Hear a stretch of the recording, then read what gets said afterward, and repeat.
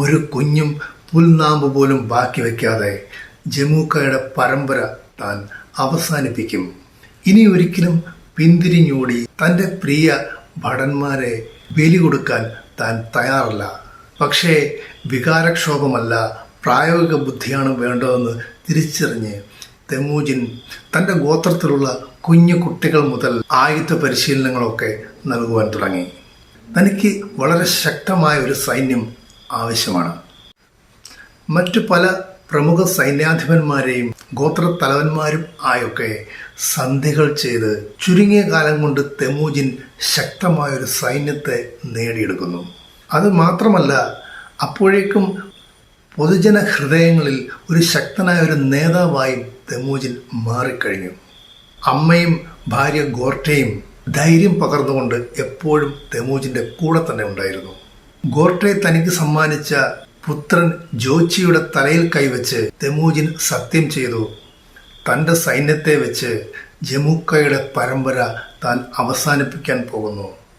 എന്നാൽ ആ പടയോട്ടം ജമൂക്കായി അവസാനിപ്പിച്ചുകൊണ്ട് മാത്രം നിർത്താൻ പോകുന്നില്ല. മംഗോൾ സാമ്രാജ്യത്തിൻ്റെ വിസ്തൃതി അത് ലോകമെമ്പാടും വ്യാപിപ്പിക്കുക തന്നെ ചെയ്യുമെന്ന് പ്രതിജ്ഞയെടുത്തു. 1196 ജമൂക്കായെ തീർക്കുവാനുള്ള തീരുമാനവുമായി തെമൂജിൻ പടിഞ്ഞാറൻ മംഗോളിയയിലെ പുൽമേടുകളിലേക്ക് ചുവടുവെച്ചു.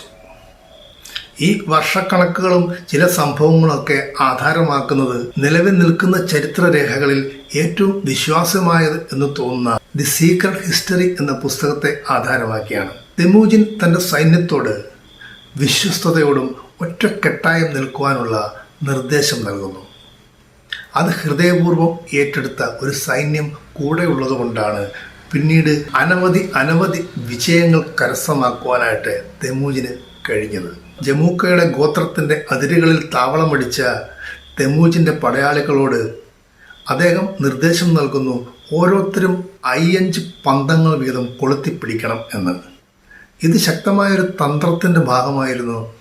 അതായത് തനിക്കെതിരെ പടപ്പുറപ്പെട്ടു വരുന്ന തെമൂജിൻ്റെ സൈനിക രഹസ്യങ്ങൾ അറിയുവാൻ ജമൂക്ക ഏർപ്പെടുത്തിയ ചാരന്മാർ നോക്കുമ്പോൾ അന്ന് തെമൂജിനുണ്ടായിരുന്ന സൈനിക ശക്തിയുടെ 5 ഇരട്ടിയാണ് അവർക്ക് കാണുവാനായിട്ട് സാധിക്കുന്നത്. ഭീതികരമായ ഈ വാർത്ത അധികം താമസിയാതെ തന്നെ ചാരന്മാർ ജമൂക്കയെ അറിയിക്കുകയും ചെയ്തു.